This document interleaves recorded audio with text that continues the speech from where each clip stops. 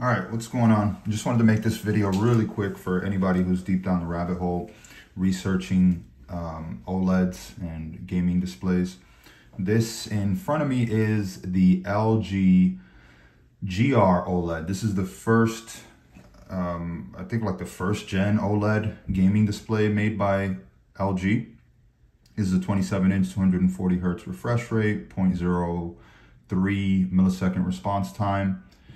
And I just wanted to give my thoughts for anybody who's deep down the research rabbit hole like I've been for gaming displays, particularly OLED. I ended up getting this display because I've been on the market for a gaming display, specifically 27-inch. I was okay with going with like 28, 32-inch, whatever, but I had a 27-inch like office grade, cubicle grade monitor that I was using, and the size is just perfect. I didn't want to go too big. If you play a lot of FPS shooters, you'd probably understand. Like 32 inches, I think, is probably the maximum limit that I'm okay with using for FPS shooters. So that's why I ended up with this 27-inch. I had already been on one, and I kind of wanted to keep it pretty close to that range. And the reason why I'm on this particular display, the LG GR, is because of its price. Currently in 2024, summer of 2024, you can get this for about $650 or so before tax. And that's about how much I spent. And I did a lot of research. There was a lot of mixed reviews on this particular display, specifically because of its limited brightness and it's maybe burn-in issues. I don't think it really has any documented burn-in issues that it can't resolve on its own with the image retention cycle thing that it does by default. And so really the biggest issue this thing has is the limited brightness. And I'm not a person that likes a super duper bright display, but I have to be honest and say that I did notice how dark this display is relative to what I was gaming on before, which was an IPS display. And even though the 240 hertz is really nice, the contrast ratio is really nice, the overall build quality of this thing seems really nice. It's got a nice metal stand at the bottom here. It's got the cool RGB LEDs around the back. You've probably seen it already in reviews and photos. It's got this down-firing RGB LED right here, which is really nice, especially when you're playing in a darker setting like at night. It kind of just adds a nice little ambient around the monitor. And I think, to be honest, it kind of makes the display a little bit easier on your eyes when it's really dark. Your eyes just kind of calibrate a little bit better because it has all this other ambient light around it. Not the best for other people who are, you know, maybe trying to sleep later at night and you got all this RGB glowing from another room. So yeah, the overall design is really nice. I like how thin the bezels are, how thin the display is. The stand is also really, really nice. Really nice stand. So, I mean, there's a lot to like about this display. You can plug in your headphones right at the bottom there, which I definitely do, and the audio out of it is really nice. It's, I think it's like surround sound DTS audio that comes out of there into your headphones. If you have good headphones, you'll be able to pick that up right away. I was previously plugging directly into my remote on the PS5. I'm a console gamer, so going right into the PS5 right here, you can notice a difference in audio when you use that versus this.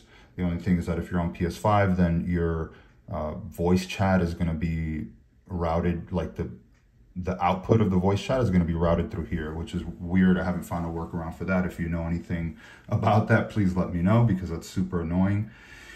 Anyways, back to the display. It's been good. I really do like the display. Super smooth. The colors are nice. It does seem a little bit desaturated compared to what I was used to before. Maybe that other monitor was just overly saturated. I'm not sure. But overall, very nice. However, I do have to say that I am a little bit underwhelmed, and it's specifically because of the reason that everybody else has brought up in their reviews, the brightness. It's just not quite bright enough. And I think, you know, for this price, I just don't think it's quite there yet. Even, I know this used to retail for about $1,000. You can get it for like $650 now. And you know, that's all fine and good. I don't think you can really find a decent OLED display for 650 bucks unless you find like maybe a used TV or something like that, like one of LG's OLED TVs that you can get 120 hertz out of. But brand new out of the box, you're not going to find something for a better price. And I think even still at that reduced price, these first gen OLEDs are just not bright enough, in my opinion. Especially when you come from like an IPS display, you're going to notice the limits of that 200 nits almost immediately. And if you're playing exclusively at night, exclusively in a dark room, it's definitely usable, definitely. But ultimately, you know, if you're buying a display based solely off of the contrast ratio and the really good blacks that you get in HDR, then, you know, maybe this will work for you in this price range. But I just think that we're really early on in the wave of OLEDs and QD OLEDs and WOLEDs and all that. And I don't think we're gonna see anything usable, in my opinion, or worthwhile, I should say, in that $650, $500 range for maybe the next few years. We're gonna have to wait a little while to get something reasonably priced in the OLED category. And really just for that price, I mean, you can get such a solid IPS display. Like instead of this, what I ended up, so long story short, I'm not gonna keep this display, spoiler alert. And I'm gonna opt for the LG IPS display that's also 240 hertz, 1440p, instead of this, because I think if you really want the true OLED experience, it should have greater brightness than this. It should also be, in my opinion, 4K. If you're really gonna splurge, you may as well get a 4K display. The IPS that I'm getting, the 240 hertz, 1 millisecond response time IPS display that LG makes is, it's not 4K, but again, it's a lot less than even this display, and a lot less than current LG OLEDs that get brighter than this display. There's another one that came after this, the UltraGear, very similar form factor and everything, almost identical looking, but I believe it gets maybe like 25% brighter than this, give or take, which is still not very bright. So ultimately, I just think it's a great display. If contrast ratio is very important to you, you want to play really cinematic games on a 27-inch display, then I guess this is okay.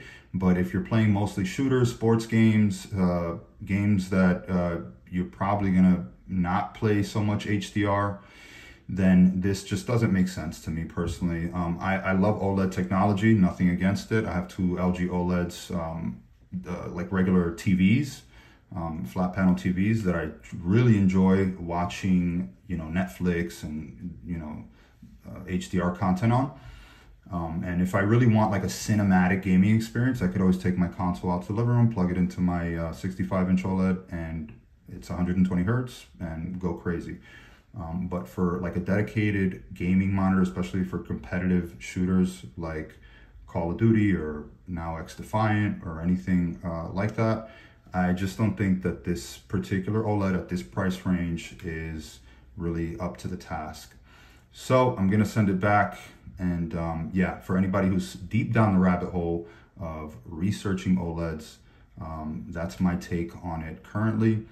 There's just better options in the IPS category right now that you could get. If you know, now if you have, you know, over $1,000 to spend, LG has some really great displays. They have a 32-inch right now that can do 480 hertz in full HD, or 240, I believe, in 4K. So really good options if you're looking to splurge. And I imagine that if you are looking to splurge on your display, you've already splurged on your PC and gaming setup. So that would probably make a lot more sense for a really fancy PC rig. But for a console gamer like me, who plans on staying on console, even, you know, probably for the next generation of consoles, I think 1440p 240 hertz IPS just makes more sense for me right now. You know, I know that the PlayStation 5 currently can only, I think, go up to 120 frames per second, but I figured I would future-proof with a 240 hertz display And, you know, in case that PS5 Pro comes out with maybe 200 frames a second or more, hopefully. And it is 1440, but again, we're talking about a, you know, $350 to $400 display versus a $650 to $700 display. So once the 4K OLEDs, 240 hertz or even 120 hertz come down to that sub $700 range, I probably won't be getting one. So yeah, that's my quick take. If you're super deep down the rabbit hole of LG OLEDs and you're looking at this first generation OLED, I would say hold off. Let's just wait for the technology to kind of progress, get a little bit more affordable and advance a little bit more as to where you don't have to worry about burn-in, which is another thing that I was concerned with, because I do plan on kind of using this display with more than just gaming, maybe some productivity, video editing, etc. And I don't want to have to worry about image retention or burn-in, which is not currently covered by LG's warranty, even on their newest OLEDs. So yeah, that's my current take on it. If you have any questions, any comments, if you think I'm wrong, please let me know in the comments. If you own this display or even the one that came after this, the GS, please let me know what your experience has been like. Thanks for watching. See you later.